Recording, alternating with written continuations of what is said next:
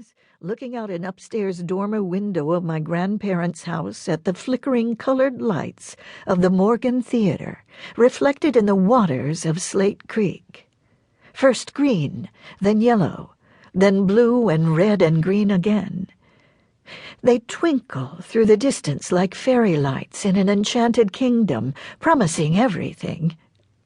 In my mind's eye, I can see them still, mysterious, beautiful, and always too far away. I've been told I watched them steadily for hours, and it must be so, for that memory is indelible, as is the somber striking of the courthouse clock that marked the passing of every hour. It is 1945. I am 1 year old. My father, Ernest Smith, is away in the Navy.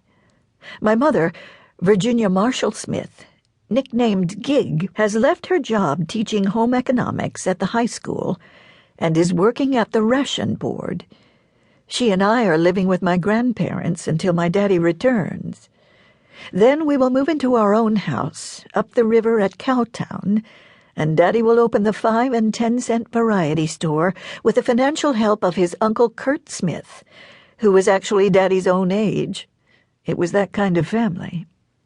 Though the store will later become a Ben Franklin, it would always be known in town as simply the Dimestore. Many of my favorite memories of Grundy take place in this Dimestore. As a little girl, my job was taking care of the dolls. Not only did I comb their hair and fluff up their frocks, but I also made up long, complicated life stories for them, things that had happened to them before they came to the Dimestore, things that would happen to them after they left my care. I gave each of them 3-part names: Mary Elizabeth Satterfield, for instance, and Baby Betsy Black. Their lives were very dramatic.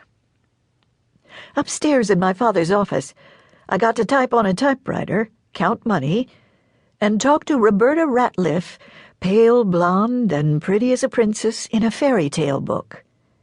She would later become the manager. I spent hours and hours upstairs in that office, observing the whole floor of the Dimestore through the one-way glass window and reveling in my own power. Nobody can see me, but I can see everybody. I witnessed not only shoplifting, but fights and embraces as well. Thus I learned the position of the omniscient narrator, who sees and records everything, yet is never visible. It was the perfect early education for a fiction writer. I always went down to check on the goldfish in their basement tank. And every spring I looked forward to the arrival of the pastel-colored Easter chickens. But my favorites were the little round turtles with roses painted on their shells. I used to wear these turtles to school on my sweaters, where they clung like brooches. I liked to visit with John Uhas, a very kind man, on my trips to the basement to help him put up stock.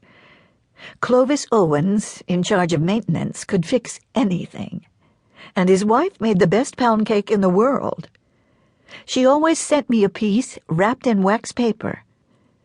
Up on the main floor, I chatted with the Dimestore girls, who had all been working there for as long as I could remember.